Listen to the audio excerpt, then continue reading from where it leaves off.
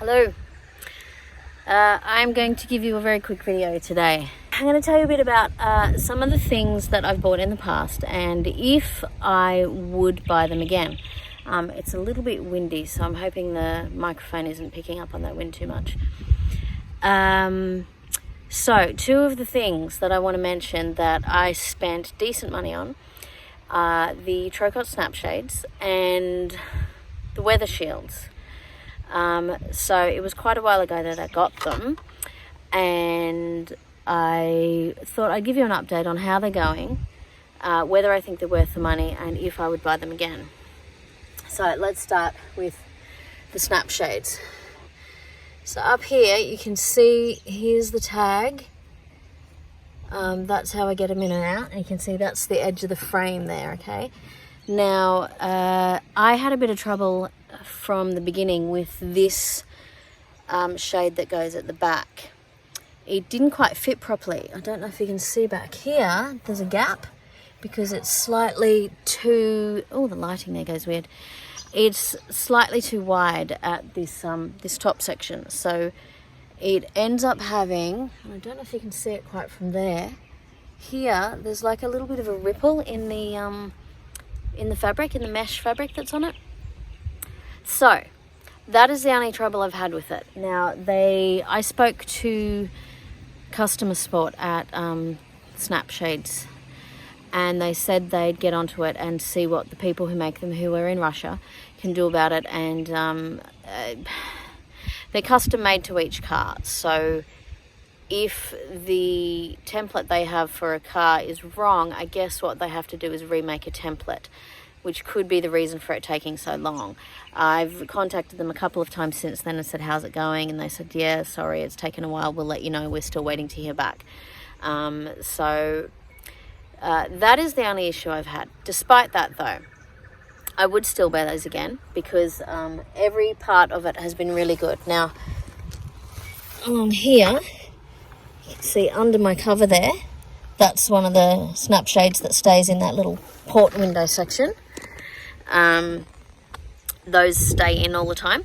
The ones for the back windows, the passenger windows in the back, those don't stay in constantly, but when we're camping I always put them in, and it means that we can pop up our covers like that one I just showed you there on the port window, or if we don't want the covers up, it means that we're not getting any insects into the car, and it gives us a little bit of shade, I guess, and a little bit of privacy. And when they're not being used, I stick them down under here, and they stay down there when we're hanging out in the back. I take them out for when we're sleeping because of course they go in the windows, and then I put my my privacy covers up so that people can't see us in the car. So yeah, would I buy them again? Absolutely, I would absolutely buy them again. They're not cheap.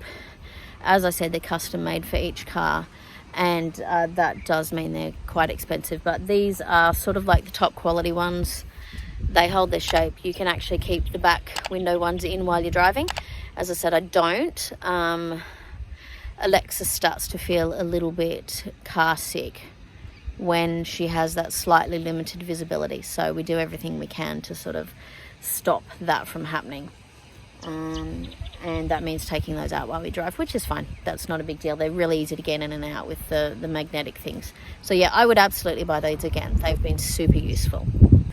The other fairly big investment I made when I started setting up the car for camping was, excuse me while I change this positioning here, were these weather shields. They weren't super expensive, but they weren't cheap either. Now, my hair's just being all really annoying today, so excuse me while I fiddle with it. Now, yes, these have been super useful. And yes, I would buy them again. With a caveat. They kind of suck a bit in a certain way. Now, they've made them so that they look really slick and all kind of swish and fancy and stuff, which is all great, because hey, it's a pretty car, and let's make these also look pretty and slick and very smooth and stuff. However, it's cut into how useful these are. If you have seen like big four-wheel drives and that sort of thing going around, they have the big window and they have the weather shields that they come out probably about this far from the window. There we go. You can see the distance now.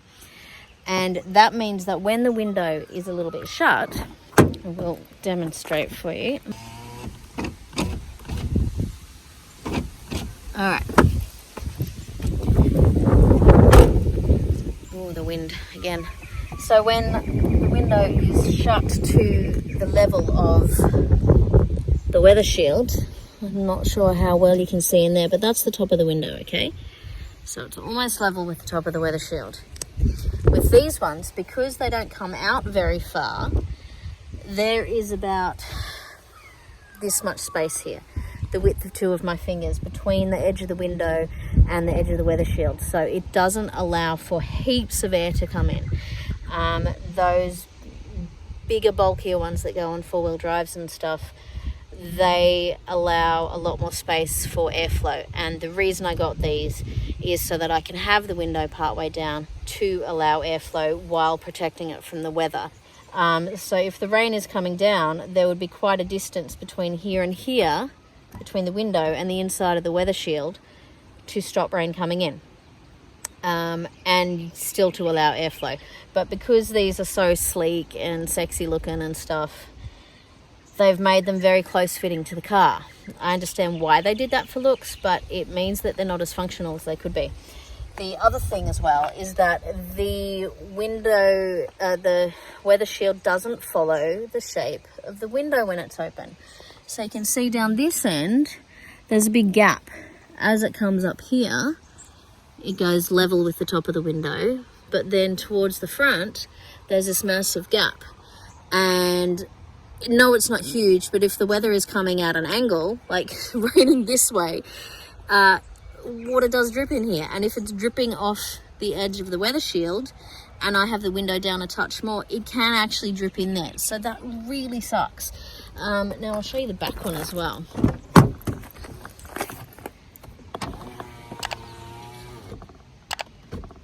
Right, now I've put that window up, so here it's just a tiny bit higher than the top of the weather shield.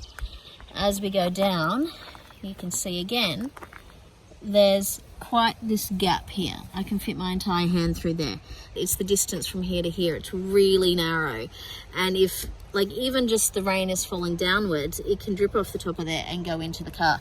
So that part I find really annoying. I wish that they had considered the practicality of these weather shields more so than how good they look. There's no doubt they look good, and that's great, but being practical would have been better. So for starters, they could have made these actually follow the shape of the window, and second, they could have made them stick out a bit more.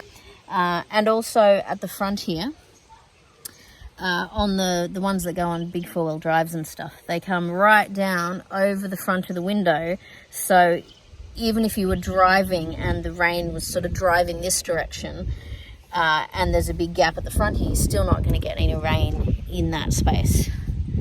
So would I buy them again? Yes, I would if they broke, because I need to be able to have some sort of way of having the window open a crack while we're sleeping inside the car. Would I get a different type if they were available? Yes. Unfortunately, these seem to be the only ones that you can get in Australia. They're an aftermarket product. They're not from Toyota themselves. And in Australia, Toyota don't seem to have any available that are made specially for the Toyota. The Prius specifically, of course. These I got from what are they called, Bosco Auto, I think, and they were the only ones that would fit the Prius. So yeah, I would definitely get them again, but I just wish they made them so that they were a bit more practical rather than good looking. Yeah, I find that very annoying. But anyway, yeah, so those are two of the quite expensive things that I've purchased for the car. I could tell you about my roof pod. I don't really feel like I can give enough feedback yet on the roof pod because we've only sort of gone on a couple of really relatively short trips with it because we've been under lockdown and I haven't been able to go camping since like July, I think was the last one I went. I've been spreading out my previous trip so that you can get a variety of content. But yeah, I can give you the feedback on the weather shields and on my Trocott snap shades. So yeah, that's a bit of feedback on how they've been going long term. And hope that helps if you were thinking about getting those things. And thanks for watching. Appreciate it. If you haven't already, like and subscribe. That'd be really cool. And I'll see you in the next video. Okay, bye.